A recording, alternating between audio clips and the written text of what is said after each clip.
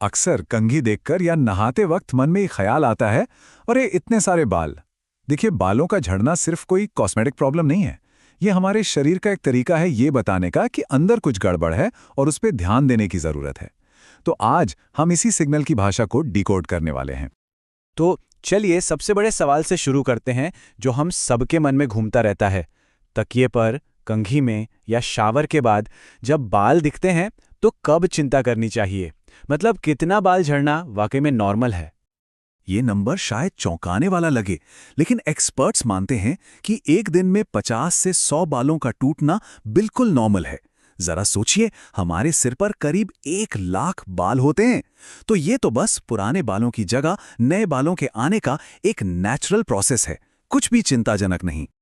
लेकिन अब हर कोई रोज अपने बाल तो नहीं गिन सकता है ना, तो फिर कैसे पता चले कि ये जो 50-100 वाली लिमिट है हम उसके अंदर हैं या बाहर? अच्छा, इसका एक बहुत ही सिंपल सा टेस्ट है जो एक अंदाजा दे सकता है। इसे हैंड टेस्ट कहते हैं। करना क्या है, सूखे और साफ बालों में उंगलियां फेरनी है, हल्का सा पकड़ना है और खींचना है। अगर 2-3 से ज्यादा बाल हाथ में आए तो ये एक इशारा हो सकता है कि शरीर अंदर से कुछ कहना चाह रहा है। हाँ, ये कोई फाइनल डायग्नोसिस नहीं है, पर ध्यान देने के लिए एक अच्छा इंडिकेटर जरूर है। तो ठीक है, अगर ऐसा लगता है कि बाल नॉर्मल से ज्यादा झड़ रहे हैं तो अगला सवाल आता है, क्यों? और इसका जवाब जानने के लिए हमें जरा बालों के पीछे की साइंस को समझना होगा। बालों को एक बगीचे की तरह समझिए। जो एनर्जन फेज है वो है लंबा खिला हुआ गर्मी का मौसम, जब बाल मजे से बढ़ रहे होते हैं और ये सालों तक चलता है। फिर आता है कैटेजन, जो पतझड़ जैसा एक छोटा सा ट्रांजिशन है। और आखिर में टेलोजन, यानी सर्दियों का मौसम, एक रेस्टिंग फेज, जिसके बाद पुराने पत्ते मतलब बाल झड़ जाते हैं ताकि नए उग सकें। प्रॉब्लम तब शुरू होती है जब कोई चीज इस नेचुरल साइकिल को गड़बड़ा देती है और बहुत सारे बाल एक साथ सर्दियों में चले जाते हैं।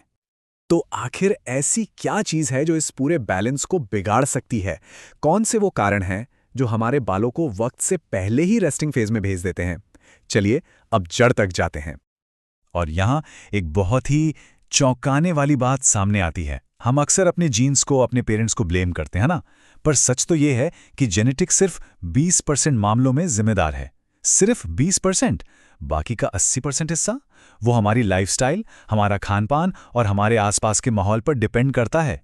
और पता है, ये एक तरह से अच्छी खबर है। इसका मतलब ये है कि बालों की सेहत का कंट्रोल काफी हद तक हमारे ही हाथ में है।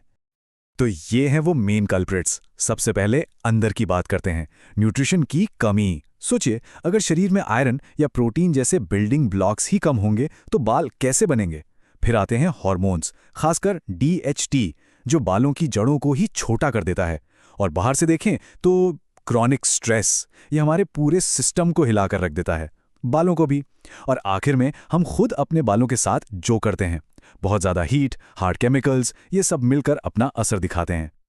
ओके, तो प्रॉब्लम की बात तो बहुत हो गई।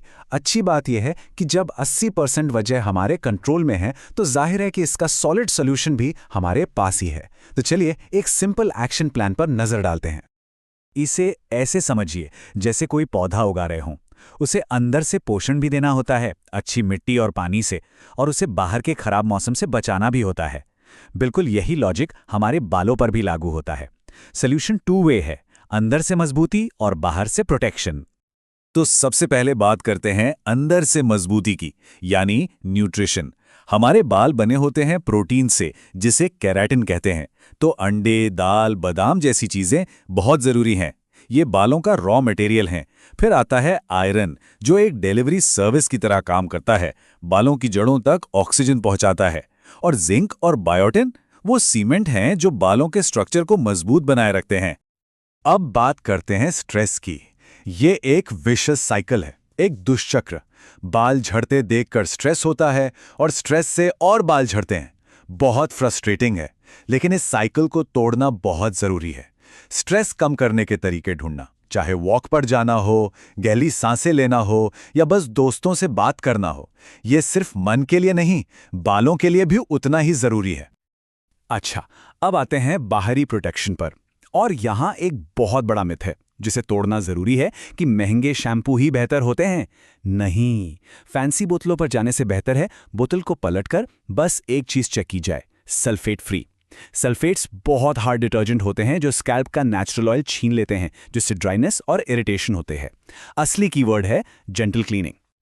ये एक सिंपल सा 4 स्टेप रूटीन है जो स्कैल्प के लिए एक स्पा ट्रीटमेंट जैसा है। पहला, जेंटल क्लींजिंग, हफ्ते में बस 2-3 बार ताकि नेचुरल ऑयल्स बने रहें। दूसरा, एक 3 मिनट की स्कैल्प मसाज, इससे ब्लड सर्कुलेशन बढ़ता है और न्यूट्रिएंट्स जड़ों तक पहुंचते हैं।